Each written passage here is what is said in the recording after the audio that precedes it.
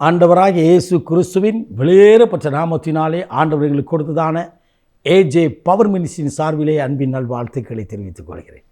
எனக்கு அருமையானவர்களே, ஒவ்வொரு நாளும் இணையதளத்தின் மூலமாய் ஆண்டவருடைய வார்த்தையை உங்களோடு கொண்டு வந்து கொடுப்பதிலே மிகவும் என் இருதயம் கர்த்தருக்குள் மகிழ்கிறது. முகமுகமாய் உங்களை காண செய்த என் தேவனை மனதார ஸ்தோத்தரிக்கிறேன். கர்த்தருடைய நாமம் மகிமைப்படுவதாக. ஹல்லேலூயா. தொடர்ந்து பாரத்தோடு ஊழியங்களுக்காய் ஜெபியுங்கள். கர்த்தர் தாமே உங்களை அளவில்லாமல் ஆசீர்வதிப்பாராக. இன்றைக்கு கர்த்தர் கொடுத்த வார்த்தையை நாம் தியானிக்கப் போகிறோம். யோசுவாவின் புத்தகம் 1 அதிகாரம் 7வது திருவசனம்.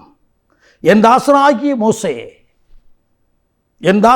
மோசே உனக்கு கற்பித்த நியாய பிரமாணத்தின்படி செய்ய கவனமாய் மாத்திரம் இருந்து நீ மிகவும் பலங்கொண்டு திடமானதாகிறே. நீ செல்லும் இடமெல்லாம் வெற்றி பெறுவாய். நீ சொல்லுகிற காரியங்களில் வெற்றி வேண்டும் என்று சொன்னால் கர்த்தருடைய ஆவியானவர் சொல்கிறார். இன்றைக்கான இறை வார்த்தை, நீ செல்லும் இடத்துல வெற்றி உண்டு, ஜெயம் உண்டு. குதிரை இத்தனை நாளுக்கு பழக்கு வைக்கப்படும், ஜெயமோ கர்த்தரால் வரும். வெற்றியை கர்த்தர் மாத்திரம்தான் கொடுக்க முடியும். எனக்கு அருமையானவர்களே, ஆண்டவர் சொன்னார் யோசுவாவிடத்தில், நான் உனக்கு வெற்றி தர வேண்டும் என்று சொன்னார். நீ செல்கிற இடமெல்லாம் ஜெயம் எடுக்க வேண்டும் என்று சொன்னார். நான் மோசையோடு கூட இருந்தது போல உன்னோடு கூட தான் இருக்கிறேன். ஆனால் நீ செய்ய வேண்டிய காரியம் என்ன? என்னுடைய வார்த்தைக்கு நீ கவனமாக இருக்க வேண்டும். என்ன வார்த்தை அது? மோசே இடத்துல 40 நாட்கள் சீனாய் மலையில் ஆண்டவரோடு சஞ்சரித்த போது, ஆண்டவரோடு இருந்தபோது கர்த்தர் கொடுத்த வார்த்தை அல்லவா அது? என் தாசனாகிய மோசேக்கு நான் கொடுத்த வார்த்தையின்படி அதை செய்ய நீ கவனமாக இருக்க வேண்டும்.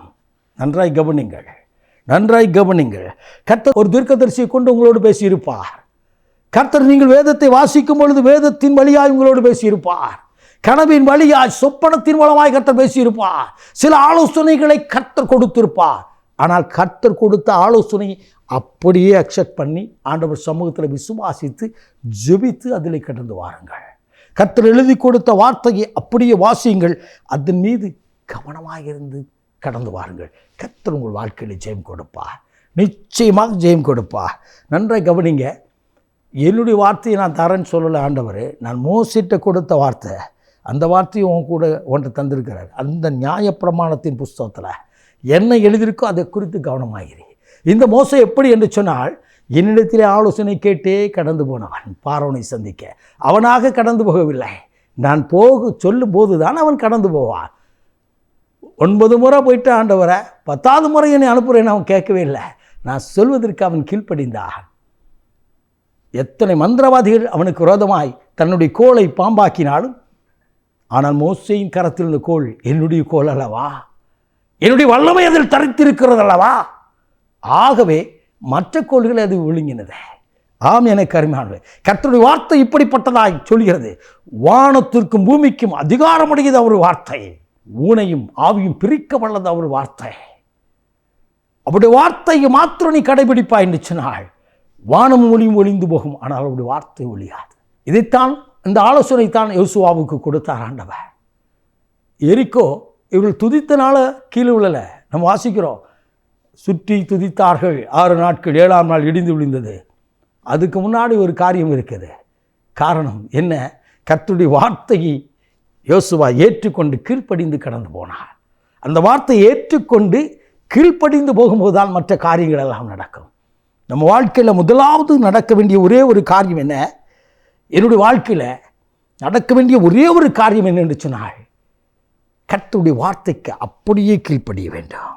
தேவதூதன் அன்னை மரியாள் இடத்துல வந்து சொன்னார். மரியாள் அந்த வார்த்தை, இதோ நான் உடைய அடிமை என்று ஏற்றுக்கொண்டார். அவமானமாக இருந்தது தான் ஆசீர்வாதமாய் வந்தது. ஒரு வாலிப பெண் கர்ப்பம் தரித்திருந்தாள், எத்தனை அவமானம்! ஆனால் அதுதான் உலகத்திற்கே ஆசீர்வாதமாய் வந்தது. இதை கேட்டுக்கொண்டிருக்கிற நண்பா, என் அன்பு சகோதரியே, கர்த்தரோடு கூட பேசுகிறார். கர்த்தருடைய ஆவியானவர் பேசுகிறார். எல்லாவற்றிலும் தோல்வி என்று வருகிற வார்த்தையை நீ விட்டுவிட்டு ஆண்டவர் சமூகத்தில் நான் ஜெயம் எடுக்க என்ன செய்ய வேண்டும் என்று சொல்லி ஆண்டவர் சமூகத்தினில் அவருடைய வார்த்தைக்கு கர்த்தரை விசுவாசி, வேதத்தை வாசி, நீ ஜெயம் எடுப்பா. கடந்து போகிற இடமெல்லாம் இன்றைக்கு ஒரு ஜெயம் உண்டாக போகிறது. இன்றைக்கு ஒரு வெற்றியின் நாளாய் வெளிப்பட போகிறது. ஹல்லேலூயா. நாம் ஜெபிப்போம்மா. மகா பரிசுத்தமுள்ள தகப்பனே, இந்த அற்புதமான வேலைக்காய் சொந்தரிக்கிறோம். உடைய வார்த்தையை கேட்டுக்கொண்டிருக்கிற ஒவ்வொரு இறுதித்திலும் கர்த்தர் வெற்றியை கொடு. ஒவ்வொரு வாழ்க்கையிலும் இருள்கள் விலகட்டும் தகப்பனே. கேள்விக்குறியாக இருக்கிற பகுதிகளில் கர்த்தருடைய வல்லமை வெளிப்படட்டும். அற்புதம் செய்து மகிழப்படும், ஜெயம் கொடுத்து மகிழப்படும். இயேசுவின் மூலம் பிதாவே, ஆமென், ஆமென். God bless you.